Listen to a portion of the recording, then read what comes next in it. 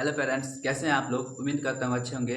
आज की क्लास में हम जानेंगे अपने बच्चे को अच्छी शिक्षा कैसे दें ताकि वे अपने क्लास में हमेशा अव्वल रहे। यदि आप भी अपने बच्चे को अच्छी शिक्षा देना चाहते हैं तो इस वीडियो को अंत तक जरूर देखें। आज की डेट में हर पेरेंट यही चाहता है कि उनका बच्चा अपने क्लास में अव्वल रहे, अपने क्लास में समझदार हो, सबसे बेस्ट हो। इसी को मद्दे में नज़र रखते हुए उन्होंने अपने बच्चे को इंग्लिश मीडियम स्कूल में एडमिशन भी करा रखा है। लेकिन वो ये नहीं जानते हैं कि इंग्लिश मीडियम के क्लास 1 में क्या क्या पढ़ाया जाता है, क्लास 2 में क्या क्या पढ़ाया जाता है, क्लास 2 के मैथ सब्जेक्ट में क्या पढ़ाया जाता है, क्लास 3 के मैथ में क्या होता है, क्लास 4 के मैथ में क्या क्या होता है। आज के पेरेंट पढ़े लिखे तो बहुत हैं लेकिन हिंदी मीडियम से पढ़े हैं, इसलिए उन्हें अपने बच्चों को पढ़ाने में थोड़ी सी कठिनाई आती है। इसी कठिनाई को दूर करने के लिए हमने इस क्लास की स्थापना की है, निखिल ऑनलाइन क्लासेस की। आज हम उसी समस्या को ख़त्म करने के बारे में बात करेंगे।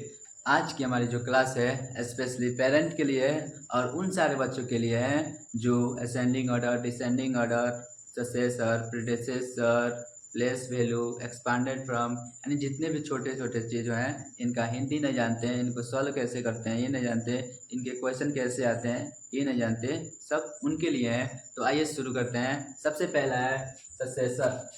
सक्सेसर यानी होता है एक बढ़ाकर, एक बढ़ाकर। क्वेश्चन आता है write the successor of following number, यानी नीचे कुछ नंबर दिए जाते हैं उनके सक्सेसर, यानी एक को बढ़ाकर लिखना होता है। क्वेश्चन दे दिया मान लीजिए 79, इसका सक्सेसर लिखना है, सक्सेसर लिखना है यानी एक बढ़ाकर लिखना होता है। तो 79 और 1 क्या हो जाएगा 80, क्या होगा 80, ऐसे ही क्या होता है लिख दिया जाता है। उसके बाद से होता है प्रीडेसेसर। प्रीडेसेसर यानी होता है एक घटाकर, एक घटाकर। इसमें भी क्वेश्चन बनते हैं कि write the predecessor of following number, यानी नीचे जितने भी नंबर दिए गए हैं उनका प्रीडेसेसर लिखना है, यानी एक घटाकर लिखना है। क्वेश्चन नंबर मान लीजिए एक दिया है 100, 100 का प्रीडेसेसर यानी एक घटाने पर क्या होगा। तो 100 में से जब हम एक घटाएंगे होगा 99, क्या होगा 99, ठीक है। अब तीसरा दिया है असेंडिंग ऑर्डर। असेंडिंग ऑर्डर यानी होता है बढ़ते क्रम, बढ़ते क्रम। मान लीजिए हम किसी सीढ़ी पर चढ़ रहे हैं, सीढ़ी पर चढ़ा, सबसे पहले पहला स्टेप रखेंगे, फिर दूसरा, फिर तीसरा, फिर चौथा, ऐसे क्या करते हैं हम अपने कदम को धीरे धीरे यानी एक एक स्टेप करके बढ़ाएंगे।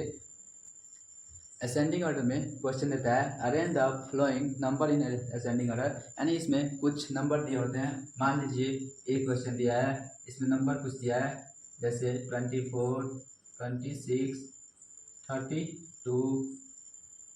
20, 14, 36, मान लीजिए कोई नंबर दिया है। अगर इसको कह रहा है arrange the following number in ascending order, यानी इसको असेंडिंग ऑर्डर में अरेंज करना है, व्यवस्थापित करना है। तो सबसे पहले छोटी संख्या इसमें देखेंगे, इन सब में से छोटी संख्या 14 है, क्या है 14, तो सबसे पहले लिखा जाता है 14, फिर कामा, उसके बाद से यानी 14 को छोड़कर इन सब में सबसे छोटी संख्या देखेंगे जो है 20, क्या है 20, 20 को लिखेंगे। फिर उसके बाद से इन सब में छोटी संख्या 24, फिर 26, फिर 32, फिर लास्ट में 36,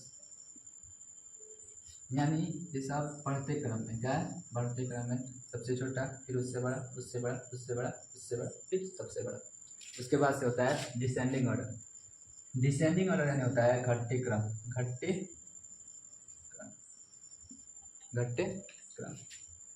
हम सीढ़ी पर चढ़ तो गए हैं, उसके बाद से उस नीचे उतरना है, उसके बाद से नीचे उतरना है। नीचे उतरने के लिए ऊपर से एक एक कदम नीचे रखेंगे, यानी कोई क्वेश्चन दे दिया हो 2, 4, 1, 7, 9, अगर इसका हमें डिसेंडिंग ऑर्डर घटते क्रम में लिखना हो तो सबसे पहले लिखेंगे सबसे बड़ी संख्या इसमें क्या है, इसमें सबसे बड़ी संख्या जो है 9, क्या है 9, सबसे पहले लिखेंगे 9, फिर उससे छोटी 7, उससे छोटी 7, फिर सब में सबसे इससे बड़ी 4, फिर उससे छोटा 3, फिर 2, फिर 1, यानी सबसे बड़ा उससे छोटा, फिर उससे छोटा, फिर उससे छोटा, फिर उससे छोटा, फिर सबसे छोटा। यानी इसको घटते क्रम में लिख रहे हैं हम। क्या कर रहे हैं? घटते क्रम में लिखते हैं। यानी डिसेंडिंग ऑर्डर वही होता है जिसको हम क्या करते हैं? घटते क्रम में लिखते हैं। उसके बाद से आता है एक्सपांडेड फॉर्म। एक्सपांडेड फॉर्म यानी होता है विस्तारित रूप। विस्तारित रूप। मान लीजिए कोई क्वेश्चन दे दिया है 74320, इसको एक्सपांडेड फॉर्म विस्तारित रूप में लिखना है। तो सबसे पहले क्या करना है? विस्तारित रूप यानी होता है फैलाकर हम इसको कैसे लिख सकते हैं? क्या है? 7 के बाद 1 2 3 4 जीरो है, यानी 70,000 प्लस 4,000 प्लस 300 प्लस 20, 320, यानी यहीं तक। इसी को हम कहते हैं विस्तारित रूप। यानी इसको इकट्ठा कर दिया गया है तो बना है 74,320। इसी को फैला देंगे तो 70,000 4,320। ठीक है। इसके बाद से होता है प्लेस वैल्यू यानी होता है स्थानीय मान।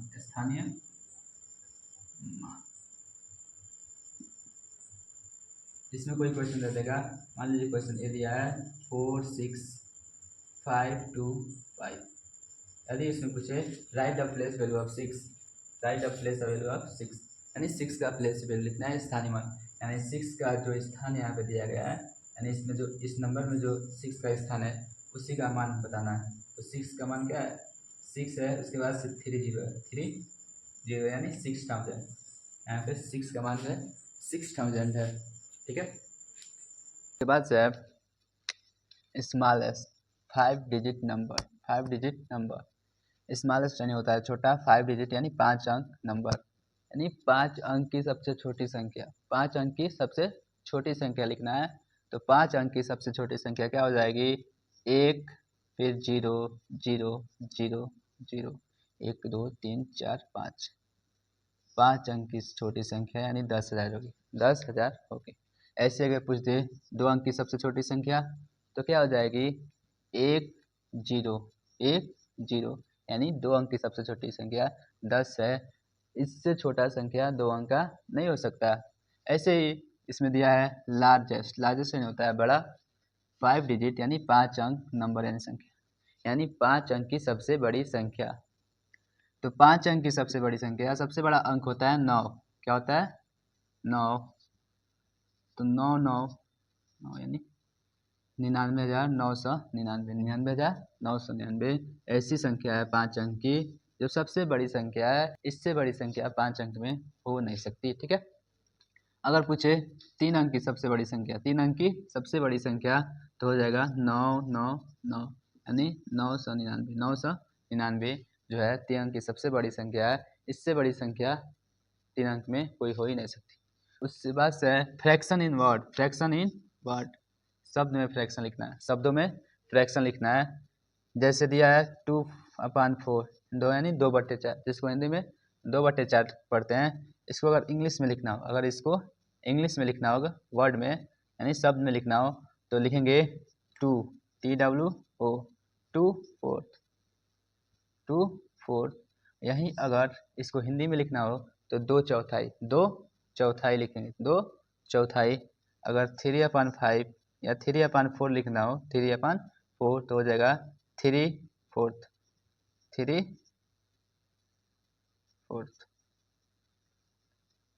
3/4। या 3/5 लिखना हो, 3/5 इसको लिख सकते हैं 3/5, यानी 3/5, 5 भाग में 3 भाग बराबर। आइए फिर कन्वर्जन समझते हैं। यानी फिल इन द ब्लैंक्स दिया होता है ए वीक इक्वल टू, यानी एक वीक में कितने दिन होते हैं, यानी एक सप्ताह में कितने दिन होते हैं? एक सप्ताह में होते हैं 7 दिन। कितने दिन? 7 दिन। फिर दिया है ए नॉर्मल ईयर, एक नॉर्मल साल में कितने दिन होते हैं? तो होते हैं 365 दिन, 365 दिन। फिर होता है एक लीप ईयर, एक लीप ईयर में कितने दिन होते हैं? तो इसमें होते हैं 366 दिन, 366 दिन। 1 फुट में कितने इंच होते हैं? 1 फुट में हो जाएंगे आपके 12 इंच। कितने इंच? 12 इंच। ऐसे दिया है 1 केजी में, यानी 1 किलोग्राम में कितने ग्राम होते हैं? यानी 1 किलोग्राम में 1000 ग्राम होते हैं, 1000 ग्राम होते हैं। वैसे दिया है 1 लीटर में कितने ml होते हैं? 1 लीटर में कितने ml होते हैं? 1 लीटर में 1000 ml होते हैं, 1000 ml होते हैं। यहीं पे हम इस क्लास को समाप्त करते हैं। मिलेंगे अगली क्लास में। उम्मीद करता हूँ आपको वीडियो पसंद आया होगा। मिलते हैं अगले वीडियो में।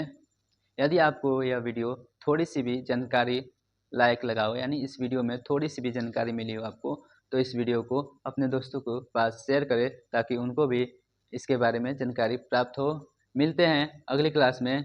और हाँ, कमेंट में ज़रूर बताएं कि अगला क्लास किस टॉपिक पर बने, ताकि हमें भी पता चले आपको क्या जानने की ज़रूरत है। मिलते हैं अगली क्लास में।